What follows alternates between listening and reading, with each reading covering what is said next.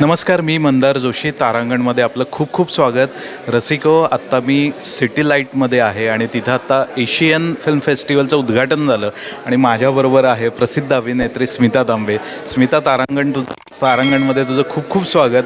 आत्तापर्यंत तू एक अभिनेत्री म्हणून किती उत्कृष्ट आहेस हे आम्ही बघितलेलं आहे चित्रपटाच्या पडद्यावर, पण तू एक आता नवीन ओळख आम्हाला आता मिळते आहे. इथं जो आता फेस्टिवल सुरू आहे त्यातला तू ज्युरी म्हणून तू जबाबदारी स्वीकारलेली आहेस. काय तुझी भावना आहे? म्हणजे एकीकडं तू स्वतःला प्रेझेंट करतेस आणि आता दुसऱ्यांनी जे काम केलं आहे त्याचं तू परीक्षण करणार आहेस, त्यांची तू निवड करणार आहेस. काय भावना तुझ्या मनात आता? Correct, as you sed Mandar, मला खूप वेगळ्या पद्धतीची एक्साइटमेंट आहे. कारण की पूर्वी फिल्म पाहत असताना तुम्ही एका ॲक्टर पॉईंट ऑफ व्ह्यूने गोष्ट कशी चालली आहे, त्याचे काय इम्पॅक्ट होतात स्वतःवर, अशा उद्देशाने बघता. बट नाव आत्ता जेव्हा फिल्म पाहीन मी, तेव्हा त्याला खूप त्रयस्थपणे बघायला पाहिजे. त्याचा जो स्वतःवर होणारा इम्पॅक्ट आहे त्याला बाजूला सारून त्याचा एक ओव्हरऑल जनरल पहिल्यांदा इम्पॅक्ट काय आहे तो आपल्याला बघायला पाहिजे. आणि सिनेमा फिल्म मेकिंगचं हर एक आस्पेक्ट, त्याचं कसं कॉन्ट्रिब्युशन आहे, त्यांची एकमेकांमध्ये कशी सांगड घातली गेलेली आहे, त्या सगळ्या गोष्टी मला एक्सप्लोअर करायला मिळणार आहे. सो मी आत्ताच थोड्या वेळापूर्वी मिळाले की आय थिंक ही जे आत्ता मी ज्युरी म्हणून आत्ता जे काही काम करते ना, I am sure that I will get different kind of vision. की जे स्वतःच प्रत्येक एक्सपिरियन्स तुम्हाला घडवत असतो ना, तर हे ज्युरी होणं पण मला एका वेगळ्या अर्थाने, अभिनेत्री म्हणूनही तुला तो वेगळ्या पद्धतीने ते घडवणार आहेत. कारण की ते फक्त इंडिव्हिज्युअल एक्सपिरियन्स पुरते नाही आहेत. आत्ता त्याला एक खूप त्रयस्थपणे त्यांच्याकडे बघणं आहे आणि ते पहिल्यांदाच मी बघेन रादर. तू या फेस्टिवलची ज्युरी झालेली आहेस, आता तुझं काम सुरूही होईल. पण मला विचारायचं आहे, तू तर बाकी मराठी, हिंदी, इंग्लिश फिल्म बघतच असशील, पण बाकीच्या देशांच्याही फिल्म बघणं तुझ्या होतात किंवा तुला कुठल्या प्रकारचा सिनेमा आजपर्यंत भावलेला आहे त्याच्याबद्दल? प्रचंड वेडी आहे मी. कुठल्याही भाषेमधली फिल्म बघू शकते. मला लँग्वेज बॅरियर नाही आहे. आणि रादर फिल्मला अशी कुठली भाषा म्हणून नसते. फिल्मची स्वतःची एक भाषा असते आणि त्याच्यावर ती फार कम्युनिकेटिव्ह असते. व्हिज्युअल मीडियम आहे हे. मी खूप वेगवेगळ्या फिल्म पाहते मंदार. मी चायनीज, कोरियन, मी इरानियन, मी सगळ्या कंटेम्पररी फिल्म पाहते. जितके फेस्टिवल्स होतात, मला जितकी नावं कळतात, कान्समध्ये यावेळच्या कुठल्या सिलेक्ट झालेल्या आहेत किंवा बुसानला कुठल्या सिलेक्ट झालेल्या आहेत किंवा आणखी छोटे जे फेस्टिवल्स असतात, इवन धर्मशालापासून ते सगळे फेस्टिवल्स असतात, त्याच्यामध्ये कुठल्या फिल्म कन्सिडर केल्या गेलेल्या आहेत, त्या सगळ्या फिल्म्स मी जेणेकरून ज्या अवेलेबल असतात करेक्ट मीडियमवर, नॉट पायरेटेड मीडियम, करेक्ट मीडियमवर अवेलेबल असतात, त्या सगळ्या फिल्म्स मी पाहते. म्हणजे मी पूर्वी, आता तरी सगळ्या लिंक्स आणि वगैरे मी लोकांना कॉल करते, ज्यांच्या जे मेकर्स आहेत त्यांना कधी कॉल करते आणि कधी त्यांच्या कुठल्याच प्लॅटफॉर्मवर अवेलेबल नसतात. Then I request them for the link की प्लीज मला लिंक पाठवा, so I can one time link पाठवा की so I can watch your. आणि ते अत्यंत प्रेमाने पाठवतात, तुम्हाला अत्यंत प्रेमाने पाठवतात. That's a way you have to appreciate every one's work. आणि तुम्ही जर इतरांचं काम पाहत नाही तर तुम्ही अपडेटेड नसता तुमच्या कामामध्ये. कारण की आता व्यक्त होण्याची शैली जी आहे, सिनेमाची स्वतःची एक भाषा आहे, ती सुद्धा बदलत राहते. You have to keep yourself updated. प्रत्येक गोष्टीचे कुठल्याही एक्सप्रेशन, मी हे ॲक्टर पॉईंट ऑफ व्ह्यूने म्हणते की आपण म्हणतो की सर्टन एक्सप्रेशन्स आहेत, त्याचा मला असा इम्पॅक्ट असा होईल का किंवा कसा इम्पॅक्ट होतो हे आपण चाचपडत असतो.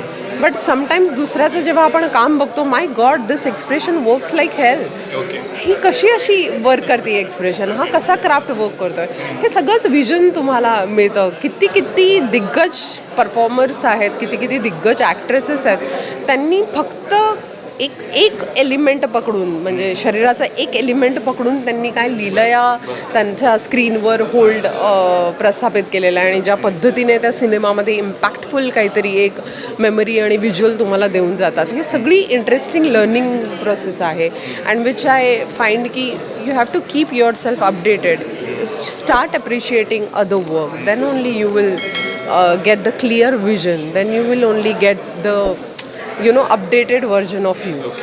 या निमित्ताने मला आणखीन एक तुला वेगळा प्रश्न असा विचारायचा आहे की तू सिनेमाशी जोडली गेलेलीच आहेस वेगवेगळ्या, पण मला उत्सुकता काय आहे की आपली जर हिंदी इंडस्ट्री बघितली ना तर ते काही प्रमाणात बाकीच्या देशांशी कनेक्टेड आहेत, त्यांच्या सिनेमात दिसतात ते, पण आपले मराठी कलाकार खूप कमी वेळेला इतर देशांमधल्या सिनेमात दिसतात. भविष्यात अशी काही संधी मिळाली तर तू दिसणार आहेस का, किंवा तुझा काही प्रयत्न राहणार आहे का अपार्ट फ्रॉम मराठी हिंदी आपण जागतिक लेवललाही काम करावं असं वाटतं का तुला? मंदार, डेफिनेटली प्रत्येक ॲक्टरचं हे स्वप्न असतं की तुम्ही जागतिक स्तरावर स्वतःला पडताळून म्हणजे ते कसं काम करतो वगैरे ते पुढचं, पण first you have to enter in this work. That's really very beautiful. तर मी तर कायम अपडेटेड असते. माझा प्रवास हा एकदम सिम्पल आहे मंदार. तो म्हणजे मला कामातनं काम जनरेट होतं.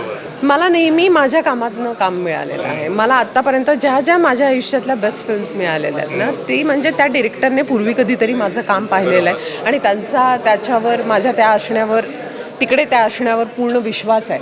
त्यामुळे ती सगळी कामं जेव्हा उदाहरणार्थ जोरम देवाशिष बरोबर मी आजी नावाची फिल्म केली आणि तेव्हा त्याने मला पाहिलं होतं फक्त. दॅट रोल वॉज नॉट म्हणजे तो रोल इम्पॅक्टफुल रोल होता, पण त्याला माहिती होतं की माझ्यात काहीतरी आहे, सो त्याने ते राखून ठेवलेलं होतं.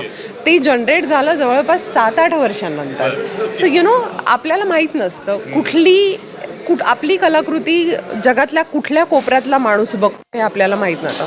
What is in my hand की प्रत्येक वेळेला त्या अवेअरनेसमध्ये असणं की मी कुठल्या प्लॅटफॉर्मवर काम करते दॅट डझंट मॅटर, पण माझं काम जगातल्या कुठल्या कोपऱ्यातला माणूस बघणार आहे.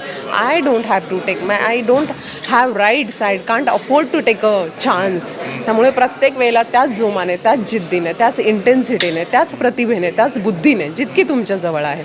बिकॉज तुमच्याकडे जे नाही आहे त्याचा अभ्यास करू शकणार, पण जे तुमच्याकडे आहे त्याचा बेस्ट टू बेस्ट शॉट देणं आपल्या हातामध्ये असतं. आणि जे तुमच्याकडे आहे ते वाढणारच आहे, आणि जे तुमच्याकडे आहे ते कुणी कधी घेऊन जाणारच नाही आहे. सो मला असं वाटतं की you just have to be bang on every movement. That's only thing you have in your mind. आणि दुसरी गोष्ट ऑडिशन्स देणं, वेगवेगळ्या डिरेक्टर्सला मिळणं, इंटरॅक्शन वाढवणं. मी जशी स्टार्स एशिया फिल्म फेस्टिवलला आत्ता गेले होते तेव्हा बेस्ट ॲक्टर मिळालं. तर तिकडे टॅलेंट एजंट कोण आहेत बाबा, काय आहेत माहिती काढणं, भेटणं लोकांना.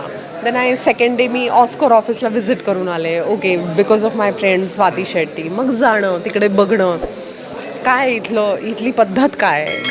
मग रादर दॅन आपण बाहेरच्या देशात गेलो तर आपण चूज करतो की चला इकडे फिरायला जाऊ, हे destination. I don't feel like मला आवडत नाही ते. मला असं shopping I will do it in my country यार. हिअर मी इथे आली आहे तर माझा काहीतरी हेतू आहे. माझं काही मी ज्या कामासाठी आली आहे तर माझा प्रत्येक सेकंद त्या कामासाठी लागावा. माझी हीच इंटेन्सिटी असते. आणि जी अपॉर्च्युनिटी वेगळ्या रस्त्याने निघालेली आहेस. मला माहीत नाही आहे, पण माझं मन आतनं हे करायला सांगतं आणि ते मी परिपूर्ण होणं ते झोकून देऊन करते.